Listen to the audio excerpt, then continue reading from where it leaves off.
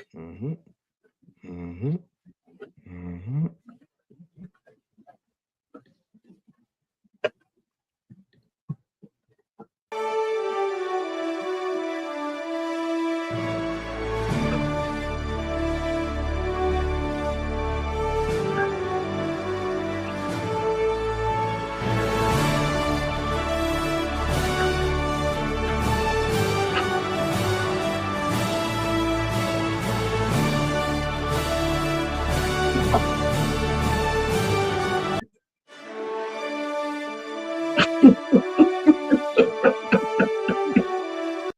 Greetings, salutations, everyone and all. Welcome to this week's episode of 2DopeMarks, where we present to you the Aussies, the first ever Aussies, by the way. To Not my Aussies, Aussies. Aussies. Assy. Yes. Ass. To my right, we have the Honorable D. He of NFC East champion fame and reigning Super Bowl champion fame as well.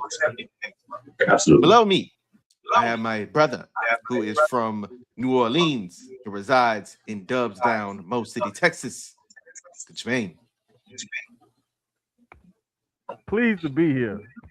Yes. Thanks, And I am your Mike. host, Brando, wearing a Yeah. very lovely tuxedo, which I rented from the Honorable Anonymous Raw GM's closet.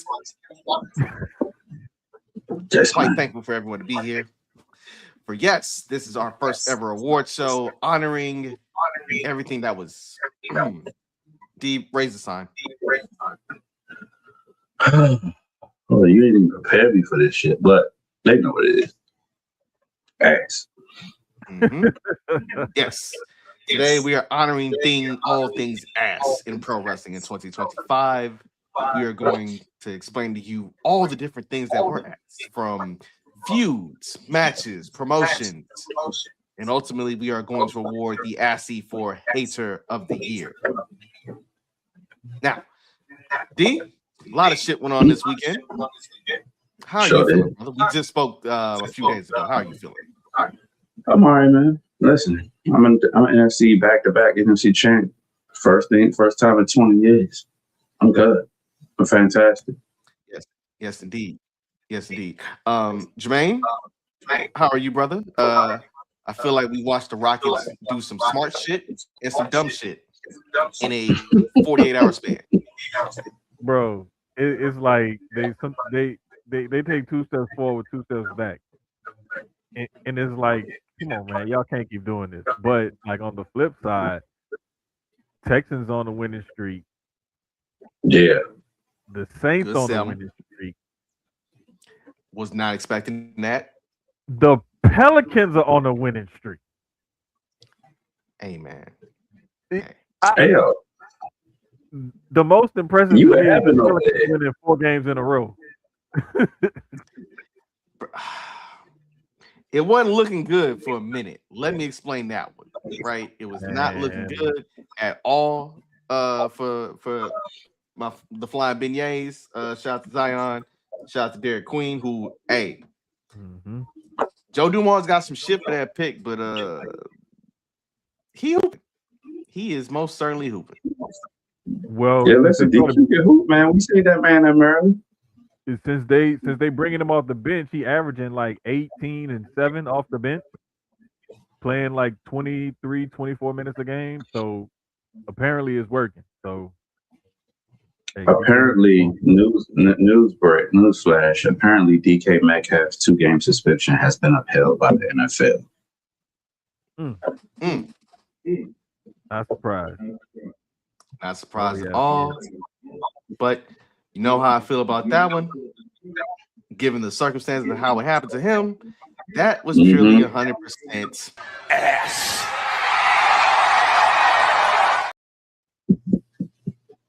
Man got provoked into a 2-game suspension and didn't even help the Lions one bit. Damn shame. Not at all. You know what though? From a certain standpoint, listen. I'm not a Steelers fan. I'm not a Ravens fan. But knowing where I reside, that's cool with me. The Ravens make the playoffs. I'm cool with that. So we'll see. Well, We shall see. We shall see. Hey, you gotta be smart. You gotta be smarter than that. You got to.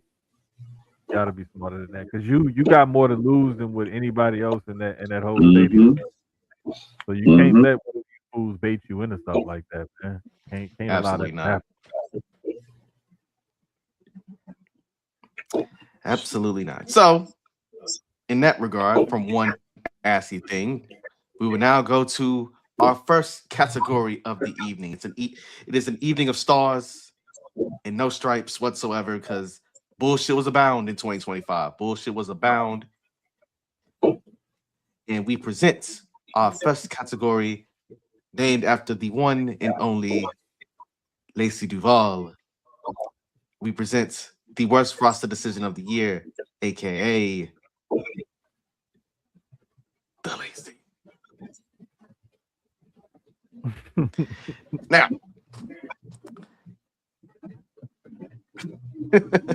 I just have I got a word from a esteemed group chat that said the Tribal Thief is the top of their lists for the worst roster decision of the year. Same with Austin Theory, but this is not their show. This is our show. So, D, I'll let you go first. What was your terrible, no good, horrible roster decision of 2025? So for the first Lacey Award, for the first award of the ASCs, I'm going to give it not re-signing Karrion Kross. That man was cooking. That man had mic work. The crowd wanted him. The crowd needed him, and you still didn't re-sign him. The man was doing work. Even he had a documentary, even while his contract was just leaving. So again, my award goes to not re-signing Karrion Kross. Indubitably. Jermaine, who gets your Lacey for worst roster decision of the year? My Lacey goes to TNA bringing back Tessa Blanchard. No need for that.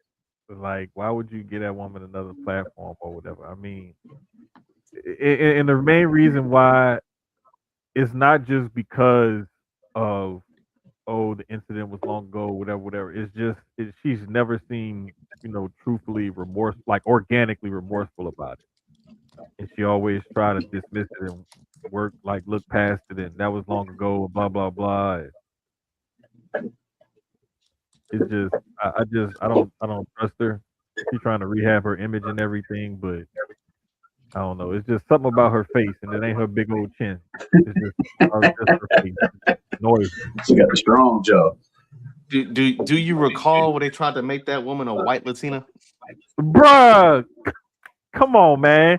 Just because she had to go to Mexico because nobody here would book her. It wasn't like she went there because she wanted to. She had to. I mean, you gotta get her something. They gotta give her something. I don't know, bro. Something about that. She just. Hey, get your sister. Get your sister, Jermaine. Look, but the thing is, this is the thing. Here's the thing. Like, she had to go there. So it wasn't like you didn't even discover that you had like Hispanic blood or nothing like that. I ain't know Tully was Puerto Rican. You a chola? Yeah. Rocking the bedazzled bandana and everything, talking like like for real. I was mad for my fellow Hispanic people. I was mad for y'all because I was like, damn, if you're gonna impersonate us, at least like be a decent person. Hey, let her continue to be. Maybe Ice will pick her ass up. She gonna turn white real quick. It's not gonna be one of them I know black eye Dominican situations. I tell you what, Poppy, not at all. Not at all. Not at all. Well, B. Well, who gets your Lacey? My Lacey goes to an individual in a situation that made zero sense at the time, still don't make no sense now. My Lacey goes to the people who don't put respect on Bailey's name.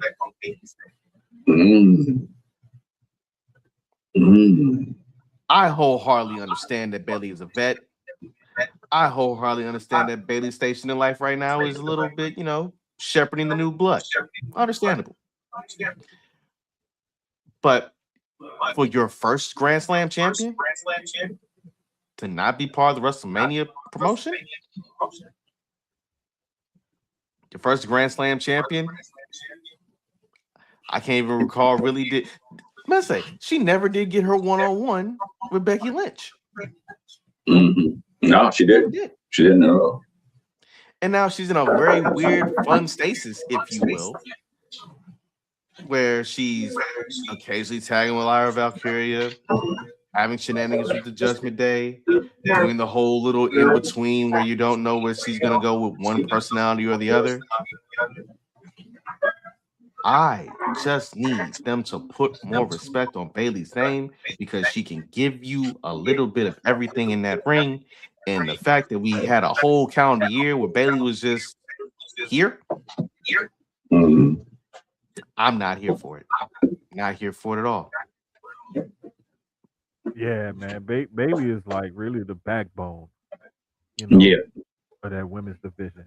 And there's no other way to talk about her, other than in the highest regard.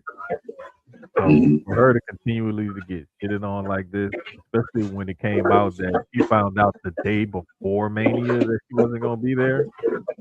Yeah, that was rough. Yeah.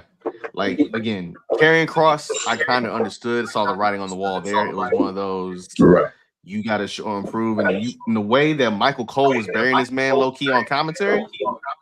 Oh, yeah. But the hard part is you can't, the fans going to tell you what it is each time. And sometimes you got to listen. You got to listen sometimes. Now, here's the fine line with that. You listen to the fans, you might not necessarily know what to do with it. Because this award could have possibly went to Ron Killings as well. Because you let him go, you bring him back.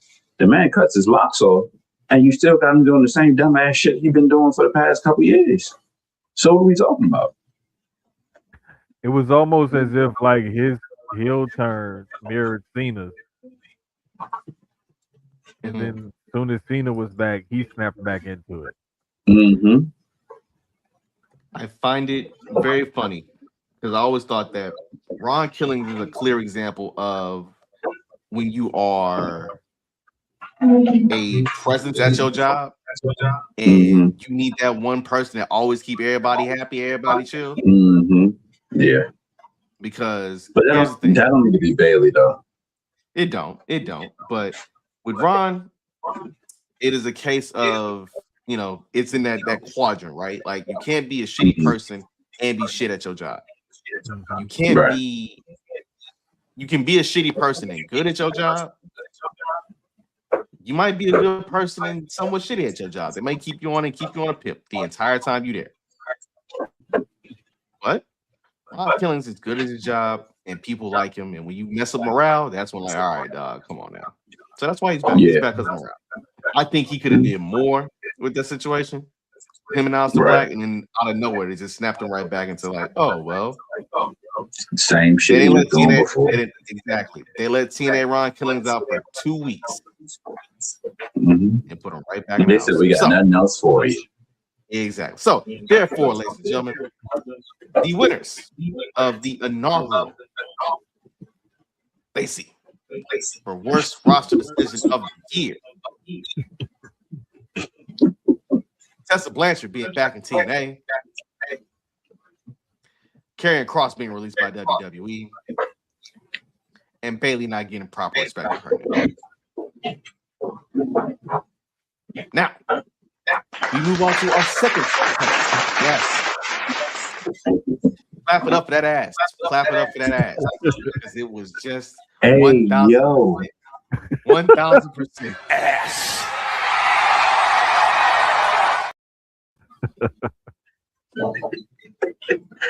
B. I was not ready. All right, bro. All right.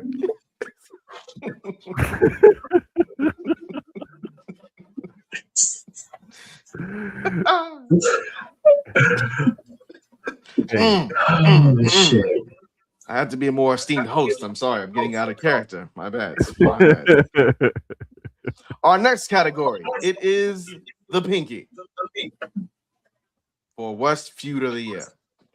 Now, you have some people who say that there are two different versions of Pinky. There is the, when the Cadillac Escalade was the hottest thing in the streets era Pinky. And that was my favorite. And, what is getting slandered online? Pinky turned into thumb? Yes. That's what people say. So, by that little congruence, by good and bad, we now have to present the worst feud of 2025. Jermaine, I'll let you go first, sir. Who was your worst feud of 2025? Bro, I had Nia Jax and Tiffany Stratton because it felt like that feud went on for like a whole year. And like we saw them interfere in each other's matches. We saw them wrestle at least 37 times this year, or something like that. Like, man, like that feud just would never end. And it's not even that intriguing. I mean, I could see if it was like the New Day and the Usos. Yeah. Where like, okay, they're picking this back up. This is nostalgic. They have a history. Like they helped uplift and put the tag team division on another pedestal in this generation. But it ain't that. It's very boring. And I got tired of seeing it. I'm with you. Yeah, that was just so repetitive, and they just kept going back to the well in an attempt, I guess, to build up Tiffany when they should have, had her, conquer Nia, okay, win that feud or whatever, then move on to something else and try to keep going. It just seemed like they were locked into each other for like most of the year. Just annoying itself. Strong winner. It's a very, very strong winner. D, who is your winner of the Pinky for worst feud of the year? Anything with Tiffany Stratton. Anything with Tiffany Stratton. My word. I said what I said. Like going back to what you said, Jermaine, like her and I were wrestling for like 47 times, 37 times, whatever. Like my issue is you bring her up, you build her up, she goes against Charlotte. She has that debacle in the promos where she had to go off rip. And then the crowd doesn't react to Charlotte the way you expect her to. They want Tiffy to be the heel. And you're trying to force Tiffy to be a face that we don't care about. That's not her strength. When she was at 10 and when she was in, NXT, she was a heel and it worked for her. It worked for her. But this shit ain't working. You can't force feed that and decide to make her this champion and put her on this pedestal. It don't work like that no more. We as fans, we're too knowledgeable and we like what we like. But then you put her against Nia, she wins. You put her against Charlotte, she wins.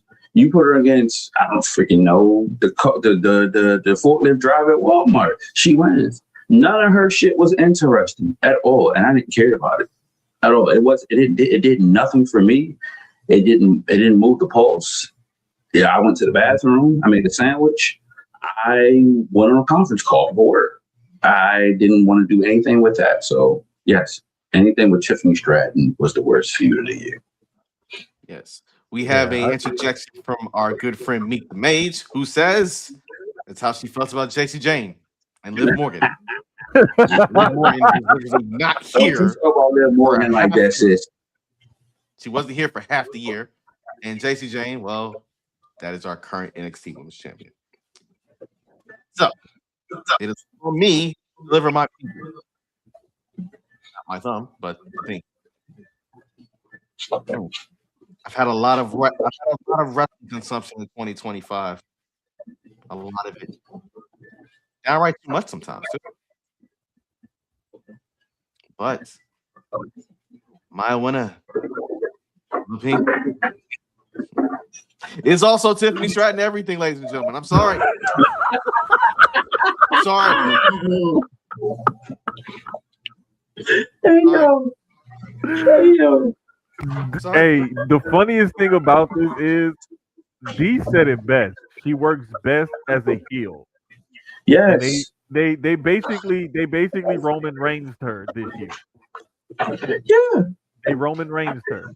They tried to force her down our throats, and we didn't like Yeah, we're not doing that. And it's just like, I mean, come on, like you cannot like do that these days because wrestling fans are way smarter now. They're hip to the business. They know what happened. You know, like it just you got to do better. You got to do better. You have to do better, and you have to understand presentation. Now, understand this: Tiffany Stratton did not have a great second half of 2025. She got nerfed by Jay Cargill. She lost her Grande Americano to an actual Latina, and we have not seen her on TV since she got nerfed by Jay Cargill again. Good. Yeah, well, she was dealing with an injury, like leading up to that match. So good. No, that's good. why. Yeah, it all worked to me. It all worked out because it got that match over and through, and it made Jade look like this dominant champion. What she needs to look like in order to have the run that she needs to have with this belt. So keeping her off TV for the injury and everything, like this, it all worked out. Like, go get your life together, heal up, and come back, and please be a heel.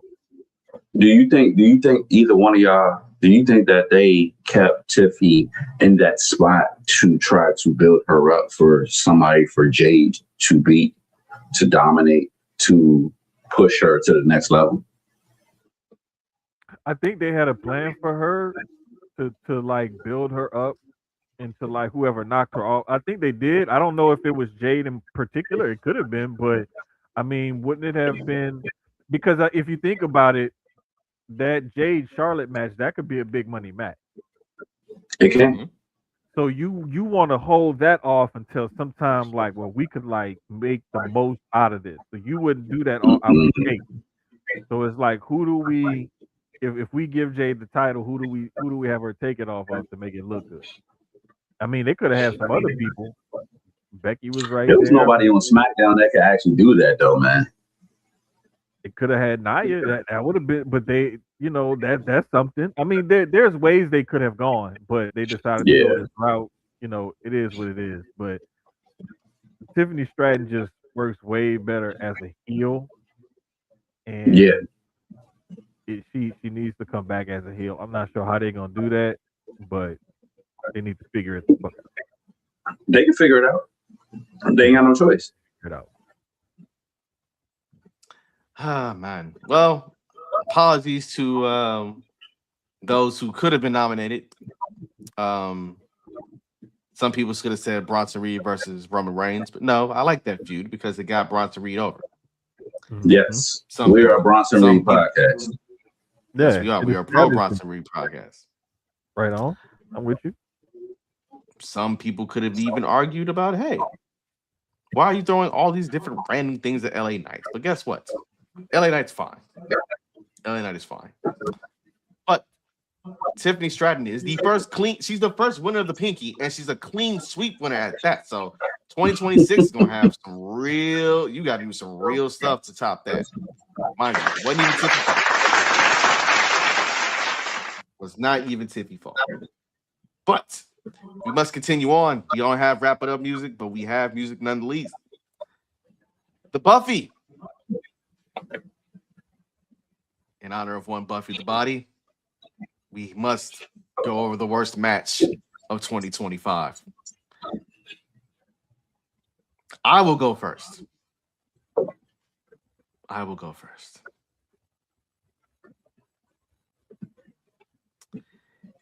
Is it possible to put an I Quit match as the worst match you've seen this year? Hey, It's possible. It's your opinion. That's your my one. opinion, indeed. Yeah. I will say the I Quit match between Jon Moxley and Darby Allin. It's the Buffy to me because, quite simply, a man almost got drowned, and that wasn't the finish of the match.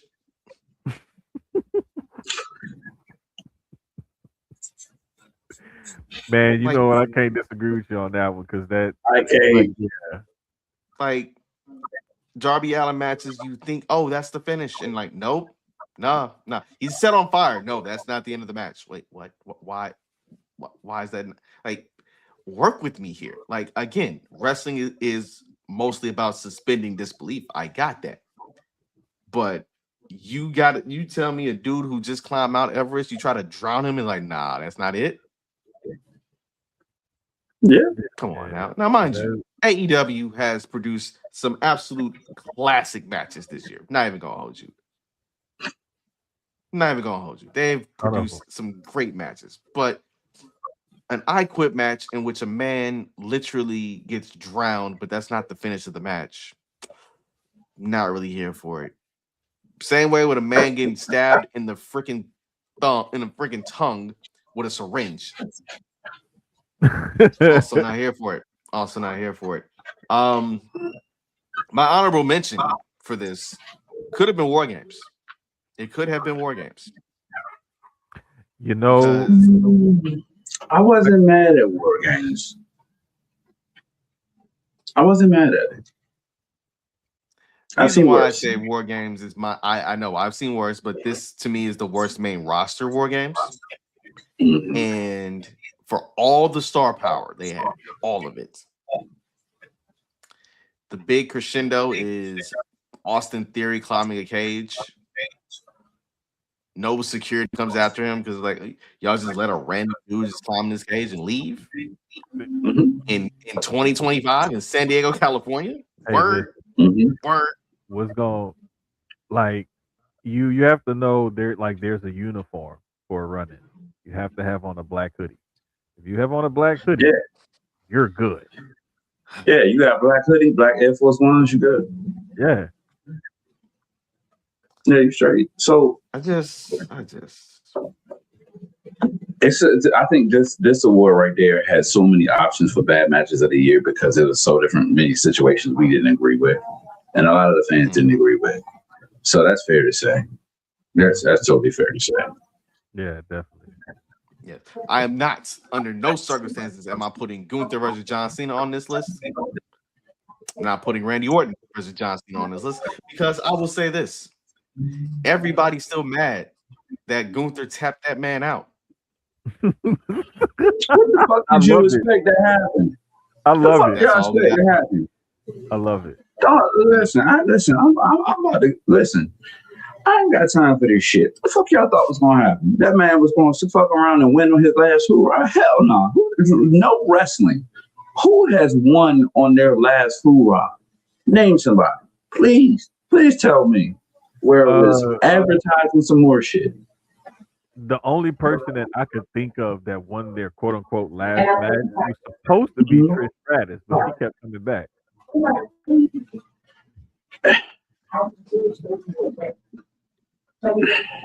That was it. But then she kept coming back, so it ain't like that was her last match. Ass.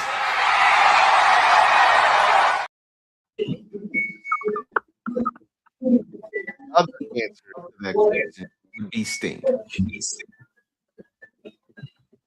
Ass. Just saying, it would be Sting. And why did you give me that video? But why did you give me that? Because as the co-host of the podcast, who would I be not to give you that gift? Bro, that was ass. Exactly.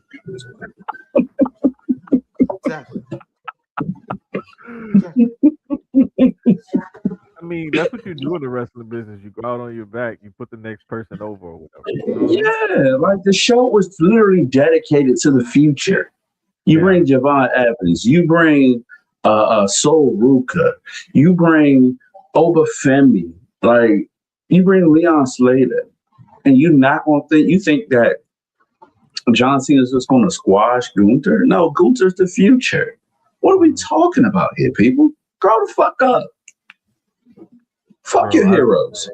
Exactly. I still remember being in the building when Undertaker lost to Brock Lesnar. And we leaving the dome, right? It's a dude like 3-4 rows up from us. He is sitting in his seat. His girl is trying to get him to get up and leave. He's still mad about the Undertaker losing. This happened like an hour and a half earlier. And we just saw Daniel Bryan win the championship and the whole Superdome is doing the yes chant. This dude's still sitting there pissed about the Undertaker 2 hours later or whatever. Yeah, maybe that man came to see the street. Like, bro, but that moment elevated Brock Lesnar to another level. It sure did. It turned him into the conqueror. Yeah. And this is what Gunther did, especially after retiring Goldberg. And then you did Cena in the same year? Yeah, you have to build that man back up. I said this last week on the show. The man lost to Sammy at WrestleMania in Philly. Then he lost to Jey Uso last year in Vegas. What the hell are you trying to do with him? Like, you just gonna say, all right, well, yeah, he can go now. No, that man, like, after he pretty much ran the table with the IC title. The man ran the table in NXT UK. What do you expect him to be? You want him to be in catering? No. I like watching Gunther, Fat Gunther and Little Gunther. So yeah, Jermaine, I think you're up. I think you're up. You're what's next? My Buffy for the worst match of the year. Some people may not have even seen it, but it was Sexy BJ Ray against Cutler James on LFG. This match was so bad. Cutler James got so frustrated, he just walked out. That's how bad the match was. He just walked out. He was like, nah, fuck this. I can't take this shit. And they both got fired. So that was my answer. Because I couldn't think of one. Like, I'm trying to think of, like, damn, what was a bad match? Even if it just annoyed me or whatever. And I'm like, man, I can't really, like, you know what? This one was a bad match. Because that was like you're on a reality show about trying to become pro wrestlers and the better pro wrestler and get this contract and everything. Mm-hmm. So you're basically auditioning. And that's what you do as part of one of the main tests on an audition is you just walk out and then you try to go into business for yourself. Like, oh man. Yeah. I mean, I ain't watched the match, but I'm gonna take the judge. But you can't do that. You can't do that. Not in this business. Yeah. Not in this business at all. But the funny thing about it is the way it ended up was Cutler James, the one who walked out. That's the dude in Dark State right now. Ah, okay. Sexy BJ Ray, he was in the last round of cuts. Oh, okay. He in there with my man Southeast Jerome. Let's go. Mm-hmm. Yes. Okay. Yeah. So just to show you, like, you don't. I mean, they both are unprofessional, but it just goes to show you, like, the one who is trying to, go into business for himself or whatever, and had the bad attitude and the cocky attitude and everything, ended up being the one that's gone. The one that was like standing on business, trying to really do right. One that's on TV every week now. So true. I don't know how it's gonna end up. Yeah. So my Buffy is going to go to Cena versus Lesnar WrestlePalooza, and I choose that because a lot of these awards could go towards John Cena's heel turn. Majority, I'll say that. But for you to turn him heel and then turn him back to face, and he has this run of his last matches CM Punk, Randy Orton, R-Truth, Cody Rhodes, et cetera, et cetera. You put him in this place where he's supposed to sweep. You know what I mean? Like, he's supposed to sweep every match. My problem with that is that man's on his retirement run and you let him get destroyed. That man gets his ass beat by Brock Lesnar every time. You don't think you want to let him conquer him one time? Please? Maybe? Think about it. Something. The whole Cena heel turn and retirement thing was something different for me, or different for all of us, simply because we didn't expect it. People liked it at a certain point. People still cheered him. And then you turn him back randomly because Cody says a couple lines. Like, what are we talking about? So, like, for me, that's who gets my Buffy. Yeah, I feel you on that because I would have liked to have seen a little bit more back and forth between the two of them. Yeah. It wasn't competitive. He destroyed them. Yeah. You're still building Brock Lesnar as this conqueror. Mm-hmm. And his first match back after the bullshit, you get to beat the shit out of Cena? Come on now. It's not for me. It's not for me. Talk about it. Talk about it. As a total, hell, that could have taken a whole different award. We didn't have it for tonight, but that could have been literally WrestlePalooza. I mean, yeah, could have been the worst card of the year. Could have got that award with ease. Possibly, yeah. Oh yeah, for sure. If not for Stephanie Valkyrie versus EL Sky, and maybe that mixed tag match. Buddy. Mm-hmm. Oh yeah. That was not a good foray on ESPN. I tell you what, your initial joint. Yeah, not at all. I think they wanted to do something because okay, we announced the partnership and everything, and now we're gonna do this stuff, and then like a couple months later, like you want to do a pay-per-view there to run it out or whatever, and it's like it almost seemed like it felt last minute. It felt like we just gonna shoehorn this show into the schedule, and let's try to see what we can do with the storylines that we have to put on a big show. Yeah, and like I said, like you said, like ESPN, it's our first PLE on ESPN. Like let's see what that looks like. Like let's generally see what that looks like, and let's go from there. Like let's go out with a bang. Like no, that wasn't a bang. That was not a bang at all. That was ass. That was a whimper. That was flat, mind you. That was Taylor Swift. That was God dang. I'm trying to think of more flat. I'm trying to think of more long back women we do not like care for. Middle long backers. Yeah. That was Hank Hill. That was Hank Hill. Mm-hmm. Oh, Bobby. Yeah, it was that. Moving on. We now have to give an award to. Yes. Thank you, presenters. Thank you. We have to give an award now to the seat, aka the thing that carries the ass the most. And the seat this year is about the promotion that annoyed us the most. Jermaine, which of these companies pissed you off more than anything in 2025? I mean, if you've been paying attention, you should know where I'm going with this one. I am going to adjust my side. He know where I was going with it because he had my answer.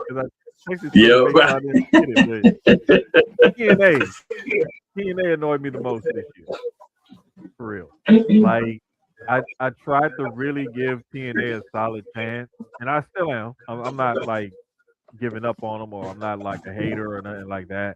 I'm pretty even keel when it comes to my wrestling, consumption. It's like if it's good, if it's entertaining, okay, cool, I'll watch it. But just some of the decisions that they made this year, like a couple of them, just really left me scratching my bald head and like, what are y'all doing? Like, why? What is this? You know, and there's some things that people didn't understand that they were doing that I was like, okay, I kind of get this. I kind of get this aspect of it, but it's still hard for me to wrap my mind around it. Like, why you would continue to do something like that. But I don't know, man. They really got under my skin the most. The most like head scratching decisions. The most like, what the hell are you doing? Um, Even AAA managed to course correct itself and turn Vikingo heel when the crowd started booing him when they wanted him to be a face. They about Right. real. They was like, "Oh wait, let's pivot and shift. You don't like him? Fuck it, make him a heel." You know, like they hurry up and change course with that. So like that was like, okay, cool. They saw it going left, then they decided to course correct. But TNA just continues to get in its own way a lot of the time. Mm-hmm.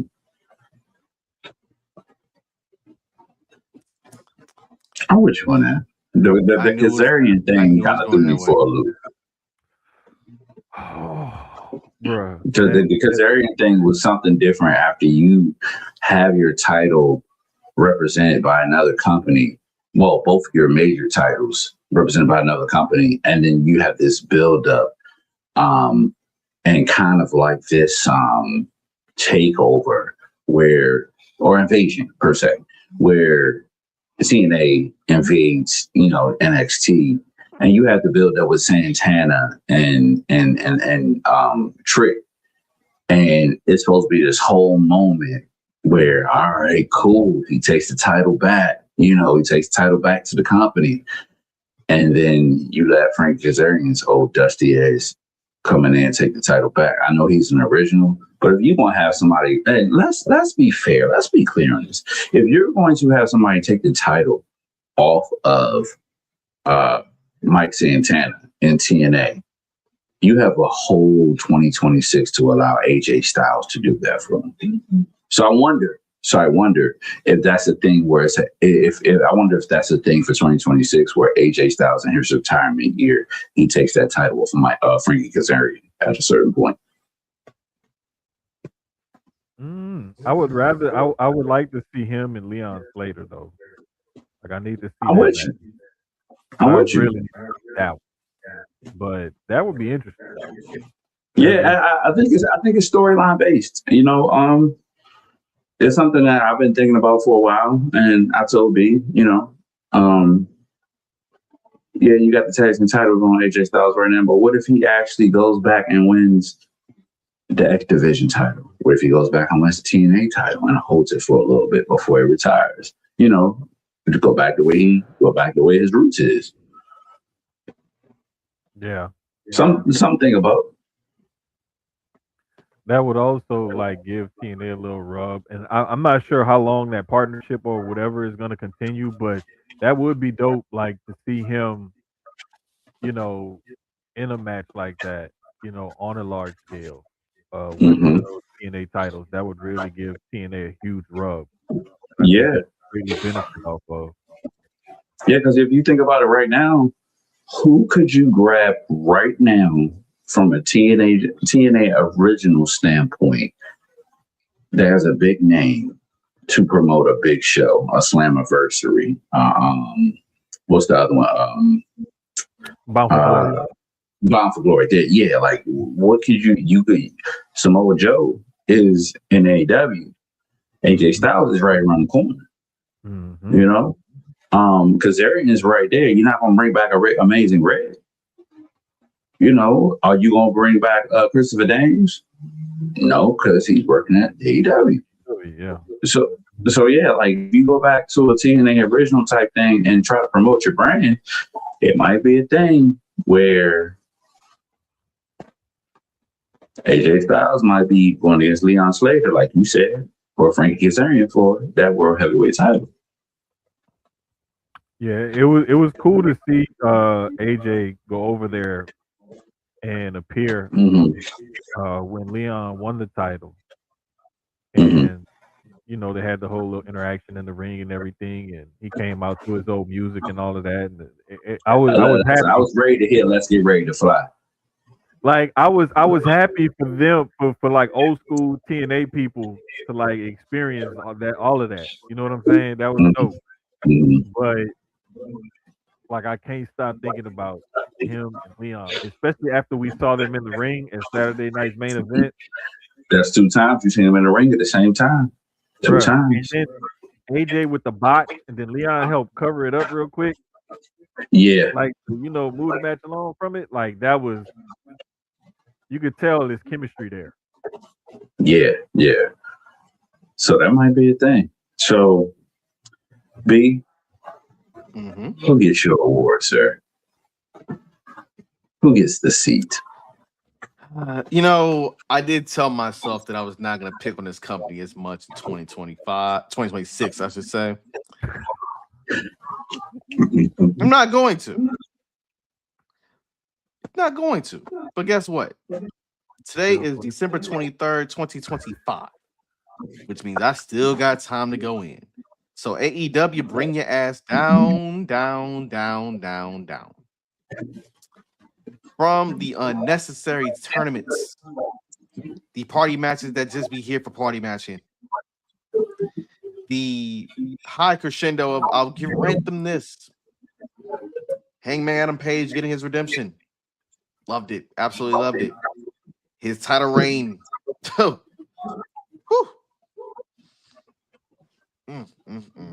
was that title reign? John Cena, let me know what it was. Oh, I was already on it. See? I was already. Which reminds me of thing, man. W, what the hell?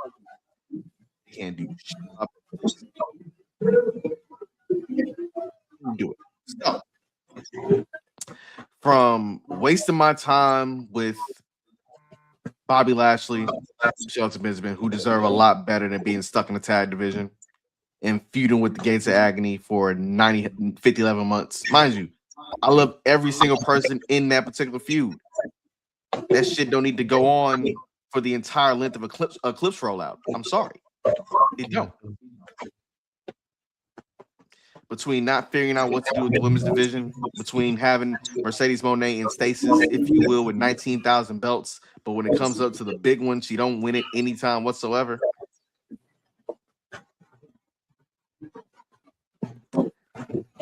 I want better for that company because they produce wall to wall probably the best professional wrestling to and fro.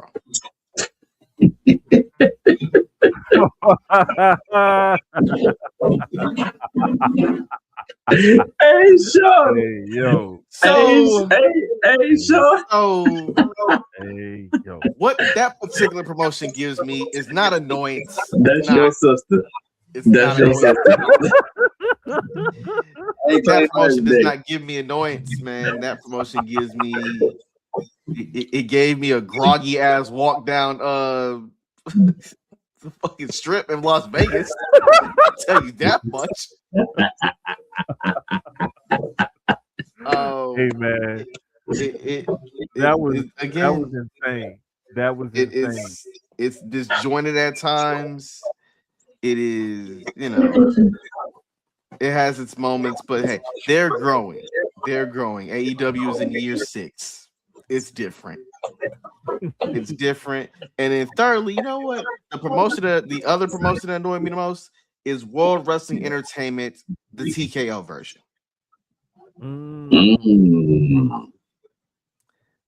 So you're asking me, hey, why did you put all the top 2, but not TNA in your list, Brandon? And I'll tell you why. Because TNA putting that belt on Frankie Kazarian after having a feel-good moment with Mike Santana is the most TNA shit ever. They reverted back to factory settings when they did that, all right? So I'm not even going to be mad about that, right? Not going to be mad. Plus, they on AMC in 2 weeks. They'll be fine. But the TKO era, in which ticket prices are astronomical, you bring in Travis Scott, you don't need Travis Scott, then you'll get crossover appeal. And that right there was the drizzling shits. I don't know. No, like you need to tell me that I need to pay $900 to sit on Jesus' lap. Not even his lap. I'm sorry, to sit on Jesus' thumb to watch John Cena last match if I'm in DC. Bruh. Word. Like they just they're I keep telling people they're more business, like more corporate than they were before. Because now it's all about the dollar. It's all about what's gonna make money. And we're gonna still entertain you and everything. We're gonna still give you a good product, but you're gonna be taxing that ass. Oh, for sure. Be taxing that ass. Like it ain't no more family friendly. Da, da, da, da. No. We trying to make money. And this is how a true business operates. They want to maximize profits, lower expenses at all costs. Sometimes. You know what else does that? Private equity. What has private equity ever done good?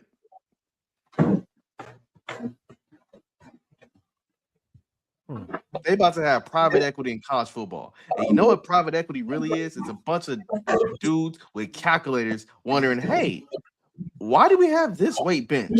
Why do we have this leg press machine? Do we really need this much for this particular player? I think the private equity part with the NIL thing is gonna be more of like, do we need to spend this much on this player? As opposed to like the inner machinations of like the way the athletic department works. But it's gonna be some stuff that they're gonna want to try to influence and everything. But I mean, you gotta think about it too. When you pay these players, that's an investment. You want to have the best tools, equipment, coaches, staff, facilities, X, Y, and Z. If you're gonna be paying them that much money, you want to have the best stuff. So protect your investment. I hear that. And lastly, on these promotions that piss me off, who wins my seat award? Tony Khan up there doing Danhausen just as dirty as he did the Lucha Brothers. Not using that man, just got him sitting out there waiting till his contract expires. Street Profits ain't been on TV in 60 days. Bianca Belair finger messed up. We got some saving graces, you know what I'm saying? Carmelo Hayes has found his turn. Trick Williams is, as of this recording, possibly finally getting called up because he did all his grad chapter work in NXT. That man was a red, like a 2-time red shirt. Nah, that man was a 7-year senior, dog. That man started his career off during the Bush administration and finally got his way out. That's what. Hey, yo, you out for that? You out for that? That's what. You out for that? Damn. But for those promotions who annoyed me to no end, sorry, I did some great stuff, but that other stuff,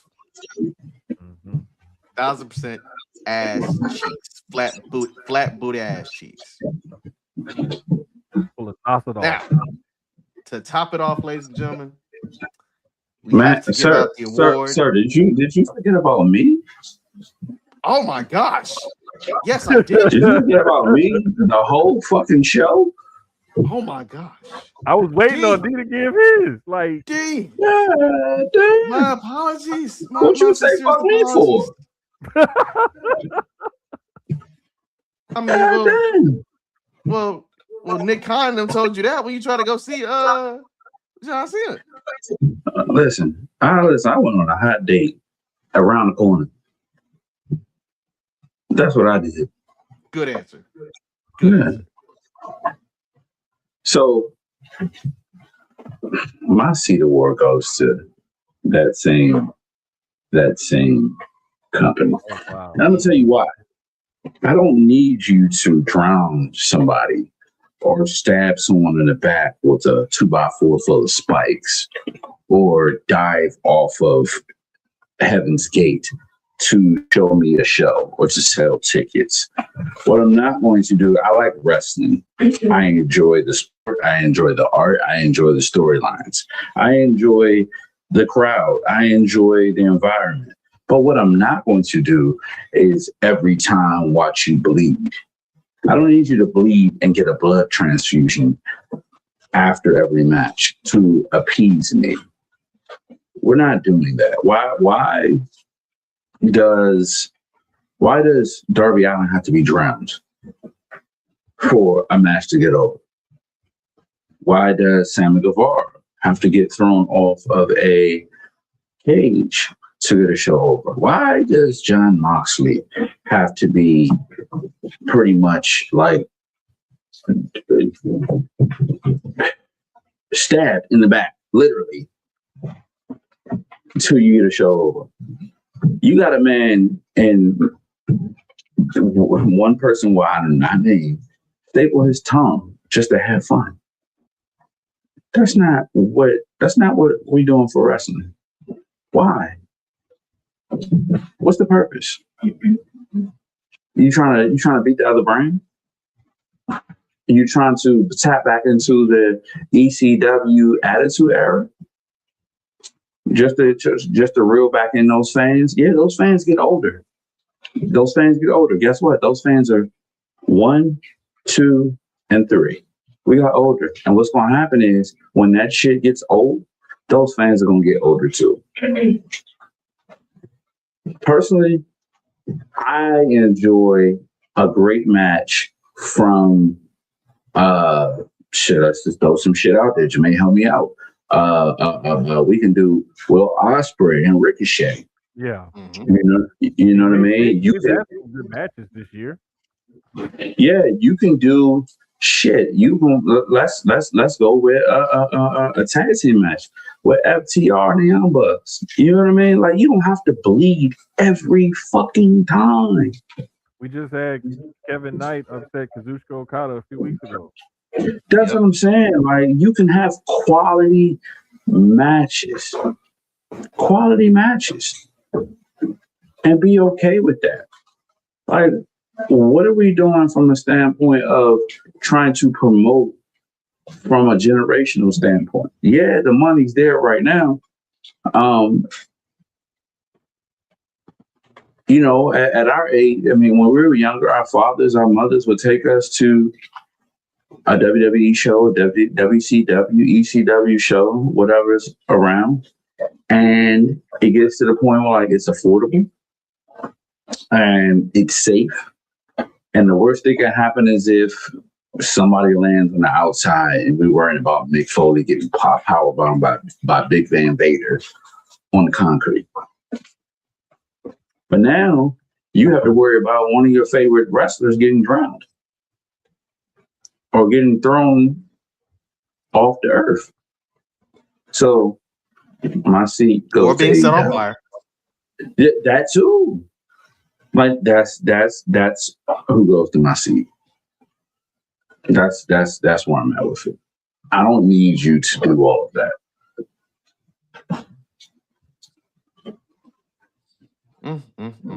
Well, that is TNA and AEW with a little WWE sprinkled in between. So, gentlemen, that now brings us to the final award of the evening, the most prestigious award for 2DopeMarks, the most prestigious.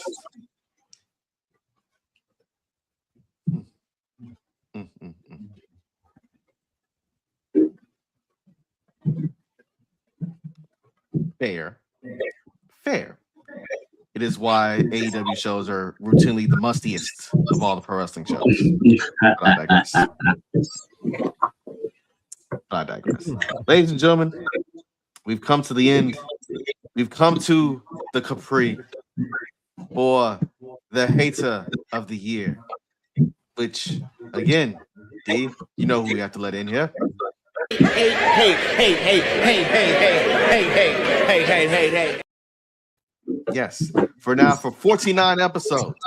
This is episode 49 of the 2DopeMarks podcast. The esteemed Ice-T has welcomed in various haters of all shapes, colors, and creeds. And now we bestow upon thee the title of Hater of the Year for 2025. D, who is your Hater of the Year?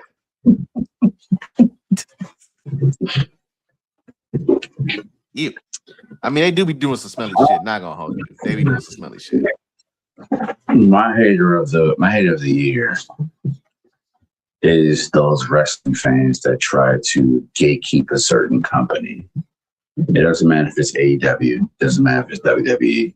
Wrestling is for everybody.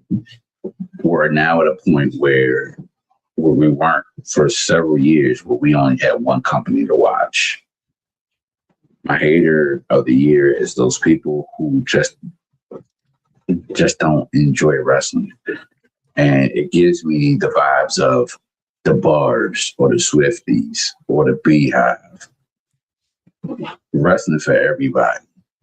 Do what you gotta, like, just watch and enjoy it, man. Like, enjoy it. Like, the fans can make wrestling, the fans can break wrestling. And when it comes to that, if you like AEW, by all means, like it. But you don't have to force anybody else to dislike it. You don't have to force nobody else to, same thing with WWE. If you love WWE, you don't have to force anybody else to watch WWE. Wrestling is wrestling. These gentlemen on this podcast with me at this point are old enough to see the WCW, ECW, WWF, WWE days, and to a point where we know what it looked like to have options. For a long time, we did not have options, and now we do. And so now it's a situation where the independents are getting a big push. We come from the days where Ring of Honor was something that we wanted our favorites to come up and thought they would do well. We come from an era where, USWA, Texas Southern, Georgia South, the independent wrestling thing was a thing. Like, you can go to different shows and have a good time. So y'all are my haters of the year. I have an honorary mention, be if you appease me. By all means, go for it, sir. You know that how we deal with the independent companies. Ashe is a company that we are very proud to support. We are very proud to watch. We are very proud to attend their shows. Personally, one of my honorary mention is AEW, because you have a Pan-African, how you say it? Diaspora? I get tongue-tied. Pan-African World Diaspora. Yeah, the champion that and Khan that you don't acknowledge. You don't acknowledge. You acknowledge all the 16 of the Mercedes Moné's titles, but you don't acknowledge that man Khan.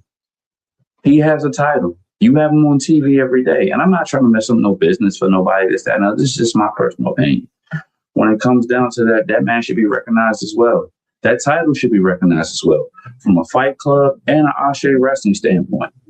So if the fact that they're not acknowledging it is showing that they're just hating on it. So they're my honorary mention for hater of the year.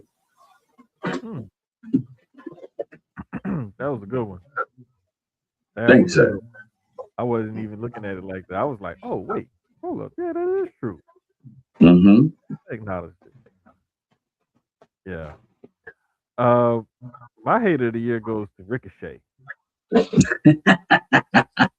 been on his game lately, dog. Like, I'm sorry. You were hating on your fellow bald. I believe it. I love it. Bruh, I love it. He been leaned into all the bald, the light skin, he's leaned into it instead of shying away from it. He's just like, you know what? Fuck it. Yeah. All right, cool. And he's just made it work. And at first it was annoying, and now it's like, nah, I see the genius behind it. Like,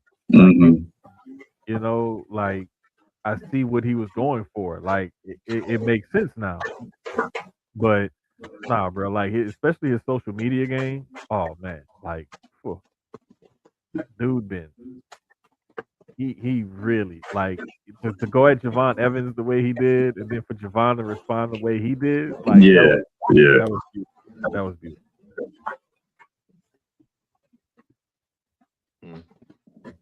What's it? You already know what that? I'm fine. I'm really just watching Tatum Paxley run around with a chainsaw in NXT. Oh, all right. Yeah, see, I was purposely gonna watch it later. Yeah. Look, shout out to Netflix, by the way, man. Netflix said, "Oh, Raw tonight, cool. We're gonna drop the entire 90-minute episode, no issues. Fast forward what you want to watch." Yeah, last night. Shout out to them. But my hater of the year in pro wrestling for 2025, Ricochet. God bless him. Amazing hater this year. An amazing hater. Because he don't let nothing slide. If he sees something you want to talk about, he'll talk about it. Love it. Gatekeeping pro wrestling fans. Them too. They don't stop. They don't stop. Mm-hmm. My hater of the year is WWE Creative. Ooh. My hater of the year is those individuals who said, "Hey, we need to go ahead and pop 11,000 fans to go to Rogers Center in Toronto, Ontario, Canada for Elimination Chamber because it seems a little flat." My hater of the year is people who say, "Hey, let's go get The Rock. Let's go get him around, and let's get Travis Scott for whatever damn reason, just because he's doing the theme song to the damn PLE. Let's have them walk down. Let's have Travis Scott wave sage in the middle of the ring for no damn reason. Let The Rock talk about wanting somebody's soul, and then out of nowhere just leave afterwards." D, you watch movies. Jermaine, you watch movies. Read comic books, etc. You know storytelling, right? The moment you show up and you create an instant plot device and you don't fulfill it whatsoever, burns me up. Hate the shit with a passion. You can easily say, whole John Cena heel turn got off on one awkward, weird ass start. All thanks to Big Dwayne. He gonna win an Academy. He might win an Academy Award next March for the Oscars. But the timeline of it, the domino events that we had to reclaim after that happened. Mm-hmm. Nah, man, that's some hating you can't even do. If you do some hating that we still talking about 9 months later, that's strong hate, brother. Strong hate. And the crazy part about it is they were proven wrong because ticket sales were healthy for that PLE. Yeah, it was. Mm-hmm. They were. Mm-hmm. My. Can I have a secondary hater, gentlemen? Sure. Oh, I did. Perfectly. My secondary hater of the year is whatever healing process Bianca Belair got to go through for this goddamn broken finger that she suffered at WrestleMania.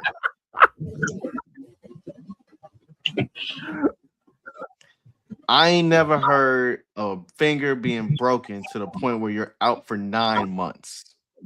It was like her knuckle, though. I know. Yeah, she broke the knuckle.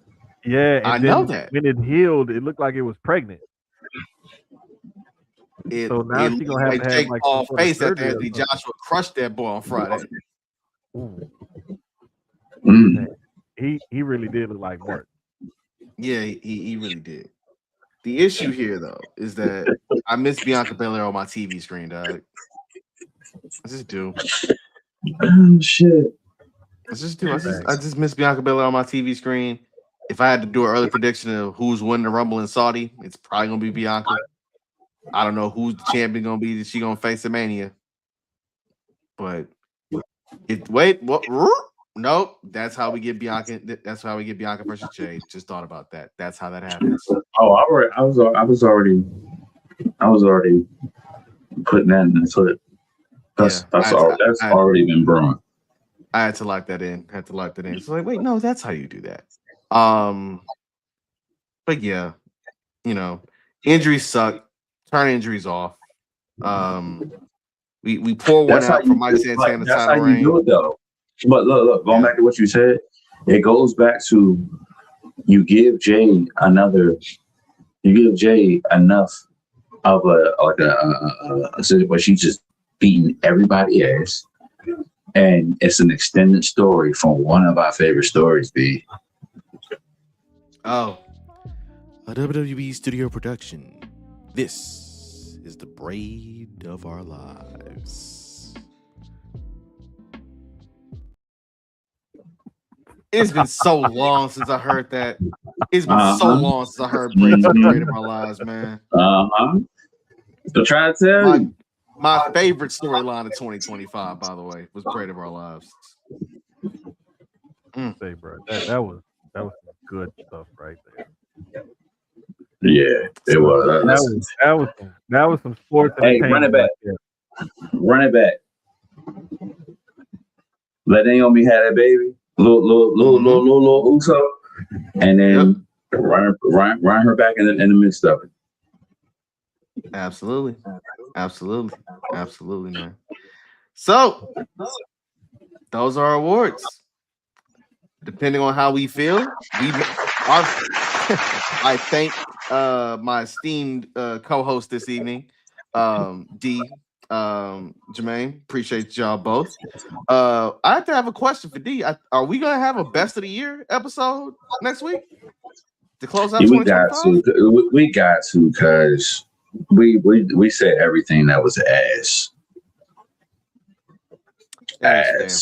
We do have to be balanced. We gotta be. We have to be balanced. We do. We have to be balanced. So therefore, that's what we're gonna do. We're gonna be balanced. So next week we will be giving out awards for the best in pro wrestling in 2025.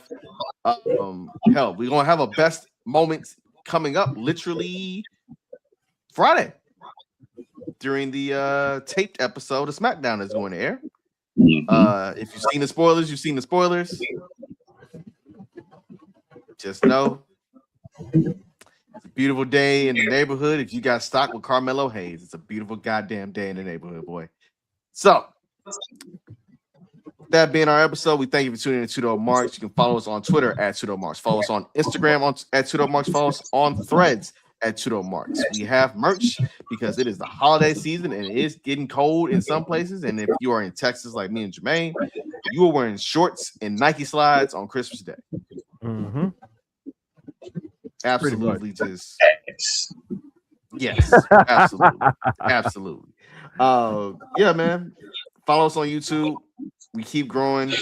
Like the pod. Shout out. You know what? We did raps. I did the Spotify raps to see where we be listening to. People fucking with us in Brazil, in Chile.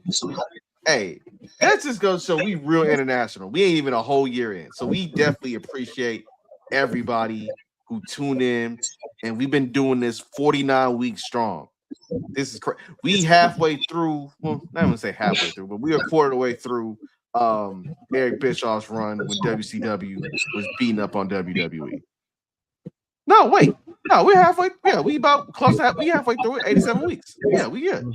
That's okay. Do quick math, folks. We got to do math. Yeah, 87 weeks. We close, baby. We close. So again, we appreciate all the support. For those of you that, you know what I'm saying, seen the merch that we got, wore it out, copped it. Shouts to my homegirl D. Appreciate you. We still got to send care packages out. It's been real busy. It's been hella busy. Shouts to my man C. He got his hoodie. He's like, yo, y'all should make some joggers to go with it. We like, bet. So those are coming soon. And yeah, Jermaine, since you are a friend of the program, do you have anything you want to plug, my brother? You can follow me like right there. I just put it on my name so that way it's easier for y'all to follow. And then follow the pod. I forgot to put that on there. At Susio Sports. And Susio Sports, by the way. Not even going to name me in there. Susio Sports is, your daily dose of sports takes and sports information from a voice you can trust. They ain't gonna give you no bullshit. and every single one is quite hilarious. Like, again, there's a little mix of sports and comedy. And if you watch Houston sports the way we watch Houston sports, or you know what I'm saying, Louisiana sports, you need some laughter. Because, brother, yeah. So, D, you got anything you want to plug? Happy holidays, folks. Be safe. That will also double his saying, say something nice to the people. So, that wasn't my say something nice for the people. Oh, my apologies. Sorry. This suit has got me acting out of character. My apologies, sir. My apologies. Yeah. D, would it be Christmas in 2 days? Say something nice to the people.